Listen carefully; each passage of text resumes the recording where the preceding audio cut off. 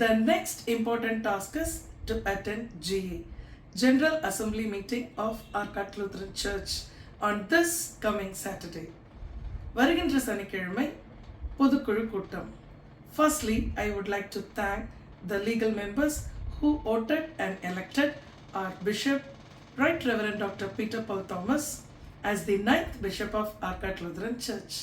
மாற்றத்துக்கு முதல் படியா right reverend doctor Peter Paul Thomas bishop ஐயா கூட்டு போட்டு அவரை வெற்றி பெற செய்து நம்முடைய பேராயரை தேர்ந்தெடுத்தாச்சு. இதுக்கு அடுத்தபடியா அவரோட சேர்ந்து நாம செயல்படணும் இல்லையா, அதுக்கான நேரம் வந்தாச்சு. So the next important task is to attend GA meeting. ஒரு குருசேகரத்தில் எல்லாருக்கும் கொடுக்கப்படுற ஒரு அங்கீகாரம் இல்லை இந்த லீகல். ஒரு சில பேருக்கு மட்டும் கொடுக்கிற மிகவும் முக்கியமான பொறுப்புள்ள ஒரு அங்கீகாரம் தான் legal. Hence, all the legal members have the responsibility to represent your pastorate. I mean, legal members are responsible for your church members, your family and your people. கண்டிப்பா லீகல் மெம்பர்ஸ் எல்லாரும் இந்த ஜிஏவை அட்டென்ட் பண்ணி உங்க குருசேகரத்துக்காக, உங்க குருசேகர மக்களுக்காக, உங்க குடும்பத்துக்காக, உங்களையே நம்பி இருக்கிற மக்களுக்காக நீங்க கண்டிப்பா பேசணும். Because it is your right to talk in the GA. திருச்சபை மக்களுக்கு அவங்க குருசேகரத்தில் நடக்கிற நிறைய விஷயங்கள் பிடிக்கல. இந்த பிரச்சனைகள் எல்லாம் GA மீட்டிங்கில் தைரியமாக பேசி பிஷப்க்கு தெரியப்படுத்துங்க. பிஷப் கண்டிப்பாக ஒரு பெரிய மாற்றத்தை திருச்சபையில் கொண்டு வருவார். மிக முக்கியமாக நாம ஓட்டு போட்டு தேர்ந்தெடுத்த நம்ம பிஷப் ஐயாவை ஃபர்ஸ்ட் சர்ச் போர்ட் மீட்டிங்லேயே சர்ச் போர்ட் மெம்பர்ஸ் அவருக்கான மதிப்பும் மரியாதையும் கொடுக்கல. இது மிகவும் தவறான செயல். Bishop is the president of Arcot Lutheran Church, the first person who represents our church, the highest position of our organization. அது மட்டும் இல்ல, கடவுளால அபிஷேகம் பண்ணப்பட்ட ஒரு பேராயர். அவரை அவமதிப்பது மிகவும் தவறான செயல். இது பிஷப்பை மட்டும் இல்ல, பிஷப்க்கு ஓட்டு போட்டு தேர்ந்தெடுத்த ஒவ்வொரு லீகல் மெம்பர்ஸையும் அவமதிக்கும் ஒரு செயல். கண்டிப்பா GAல இதை முன்வைத்து பேசி இதற்கான நடவடிக்கை எடுக்க வலியுறுத்தணும். நம்முடைய பிஷப்கான மரியாதையை நாம தான் காப்பாற்றணும். இப்படிப்பட்ட ஒரு மோசமான ஒரு மரியாதை இல்லாத ஒரு சர்ச் போர்ட் மீட்டிங்கை நடத்தி இந்த சர்ச் போர்ட் மெம்பர்ஸ் என்ன ஒரு முன்மாதிரி அந்த திருச்சபைக்கு வைக்கிறாங்க?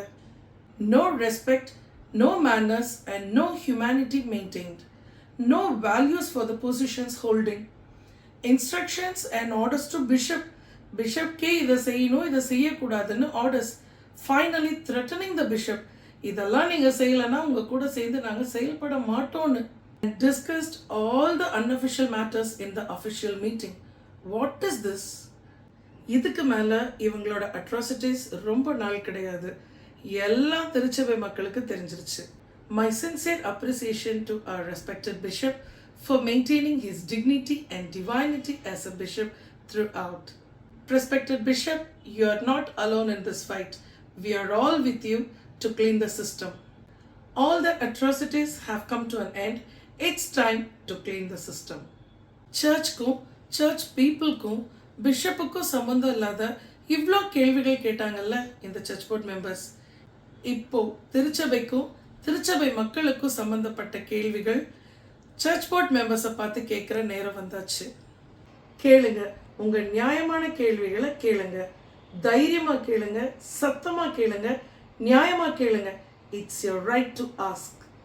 ஒரு வருஷம் இல்ல, 2 வருஷம் இல்ல, 5.5 வருஷம், almost 5.5 years. What were they doing to increase the financial status of the church, to increase the strength in our schools, to increase our resources, to increase the source of income? What's the development that has been made for the welfare of the people and for the church? ஒரு சின்ன ஸ்கூல்ல ரிசோர்ஸே இல்லாத இடத்துல கொரோனாவே வந்தும் இந்த 5 வருஷத்துல என்னால் இவ்வளோ டெவலப்மெண்ட்ஸ் இந்த கார்மல் மெட்ரிகுலேஷன் ஸ்கூலில் கொண்டு வர முடிஞ்சதுன்னா இவ்வளோ ரிசோர்ஸஸ், இவ்வளோ அசெட்ஸ், இவ்வளோ மேன் பவர், ஸ்கூல்ஸ், இன்ஸ்டிடியூஷன்ஸ் இவ்வளோ இருந்தும் இந்த கரண்ட் போர்ட் இந்த 5.5 வருஷம் என்ன டெவலப்மெண்ட் கொண்டு வந்தாங்க? ஏன் சர்ச்சில் காசு இல்லை? 2 ஆப்ஷன்ஸ் தான். ஒன்று இன்கேப்பபிள் ஆர் மிஸ்ஹேண்ட்லிங். 5.5 வருஷம் இருந்த இந்த சர்ச் போர்ட் பிஷப் கிட்ட காசே இல்லைன்னு சொல்லவே கூடாது. இவ்வளோ இருந்துட்டும் என்ன வளர்ச்சி கொண்டு வந்தாங்க? பொருளாதாரத்தில், வேலை வாய்ப்பில், மக்களுடைய வாழ்வாதாரத்தில் என்ன கேளுங்க. It's our turn now. We are watching.